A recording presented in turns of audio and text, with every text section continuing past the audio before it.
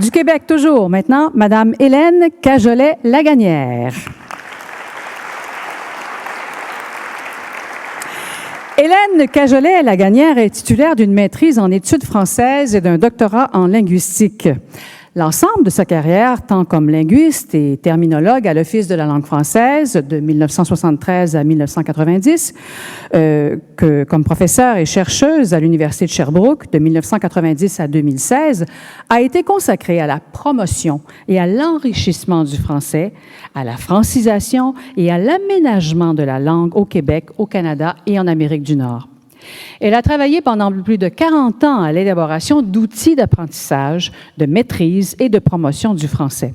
Elle a publié à titre d'auteur ou de co-auteur une dizaine d'ouvrages de référence en rédaction professionnelle, dont le classique, j'en ai eu une copie sur mon bureau, dont Le français au bureau, publié à plus de 800 000 exemplaires.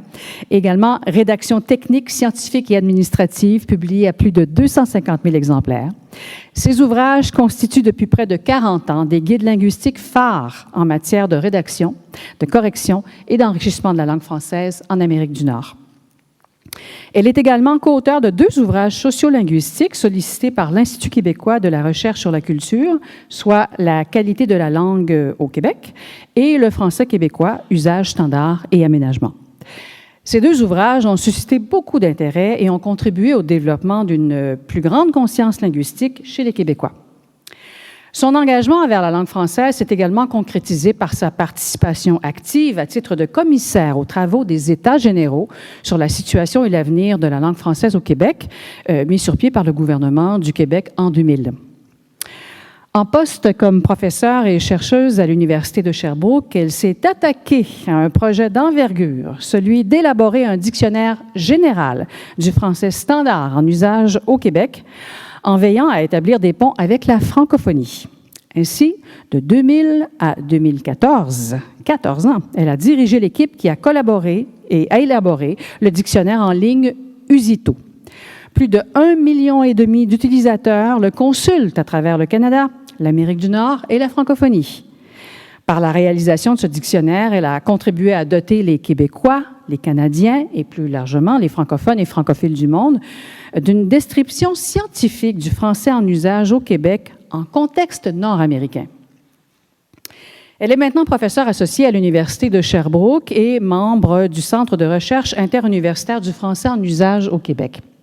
Elle continue son travail de recherche, de promotion et d'enrichissement de la langue en participant notamment à la mise à jour du dictionnaire Usito et à divers projets en lien avec le perfectionnement des enseignants, la francisation des immigrants et leur intégration à la communauté francophone du Québec.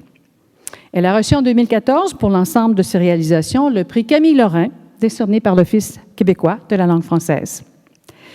C'est notamment donc pour sa promotion de la langue française sur le continent américain et ailleurs dans le monde, pour sa contribution à l'aménagement du français au Québec et pour la réalisation du dictionnaire en ligne Usito que le Conseil supérieur de la langue française lui décerne l'Ordre des francophones d'Amérique. Madame Cajolet-Laganière, si vous voulez bien vous avancer et recevoir votre prix.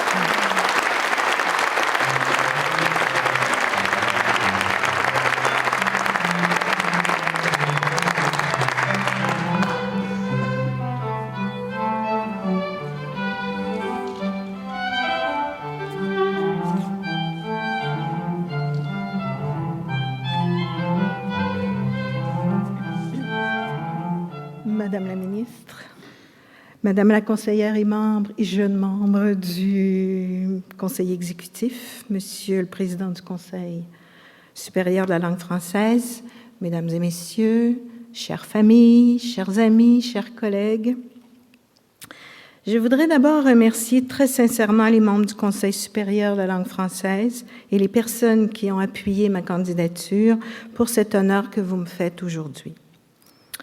Le Québec joue un rôle stratégique dans la francophonie, rôle malheureusement souvent méconnu par les Québécois eux-mêmes.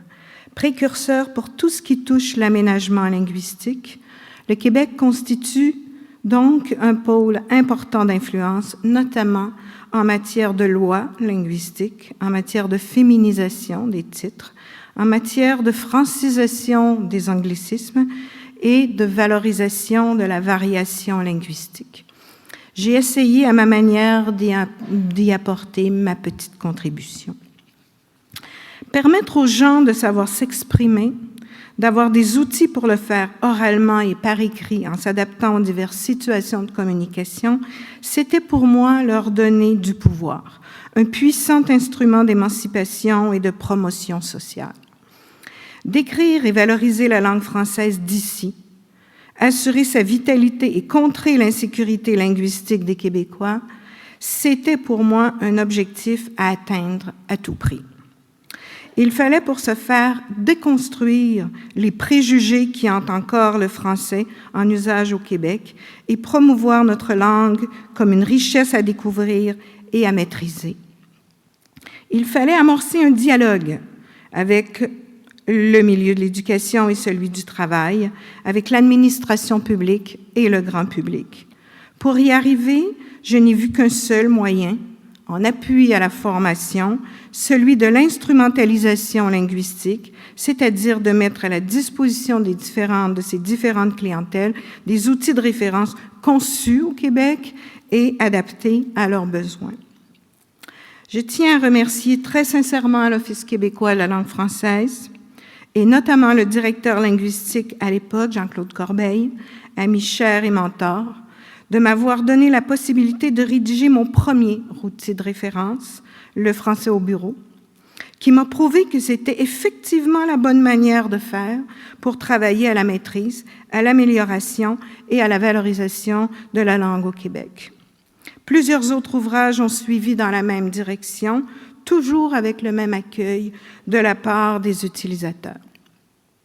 Merci également à l'Université de Sherbrooke et au gouvernement du Québec, particulièrement au secrétariat à la politique linguistique, qui ont appuyé financièrement ce grand projet de société visant à la description scientifique du français en usage au Québec, et à toute l'équipe qui y a travaillé avec passion et que j'ai dirigée pendant près de 20 ans avec le plus grand bonheur et bien sûr avec qui je partage cet honneur aujourd'hui.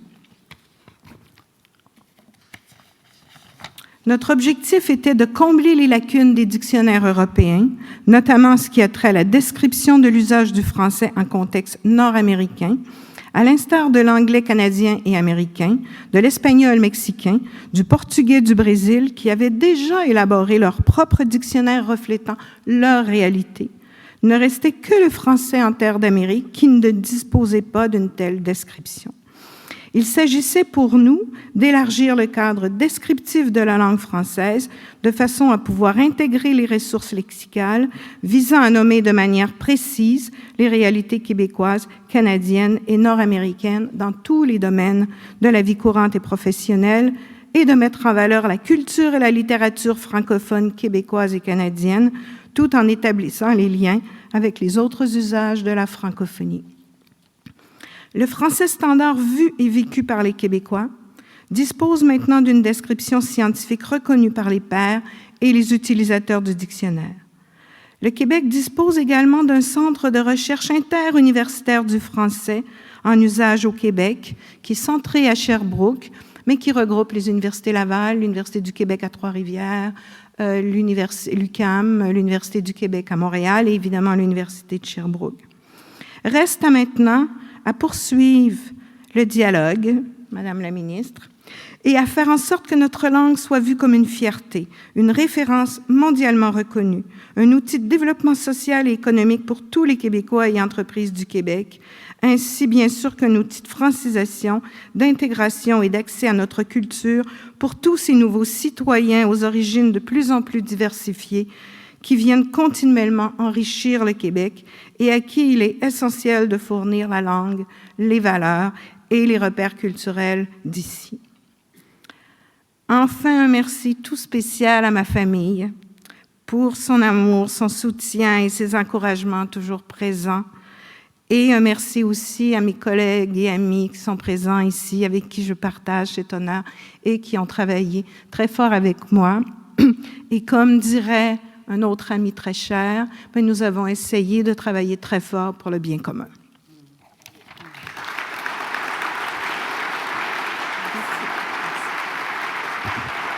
Merci d'avoir développé ces outils qui ont contribué à donner ces lettres de noblesse aux Français du Québec.